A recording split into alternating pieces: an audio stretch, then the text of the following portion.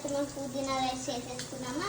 First పుదీనా ఆకులు and పచ్చిమిర్చి ఎల్లిపాయలు కొన్ని వేసుకొని గ్రైండ్ చేసుకోవాలి ఇలా అయినకి. అగైన్ పోపు వేసుకోవాలి, మీకు తెలుసు పోపు ఆకు. అండ్ దీంట్లో మనం ఎండు పచ్చిమిర్చి వేసుకోవాలి. ఎండు పచ్చిమిర్చి వేసుకొని ఇప్పుడు పసుపు వేసేసుకొని కలిపేసుకున్నాం. మొత్తం కలవాలి.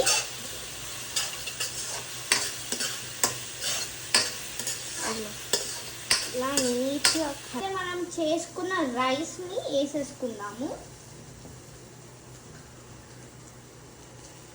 ఇప్పుడు రైస్ వేసుకొని ఉప్పు వేసుకోవాలి.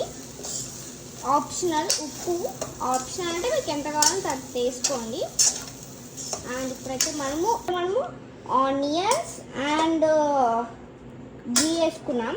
ఆప్షనల్ గీ అయితే మీకు వేసుకోవాలి, సో గీ వేసుకోండి, లేకపోతే స్కిప్ చేసేయండి.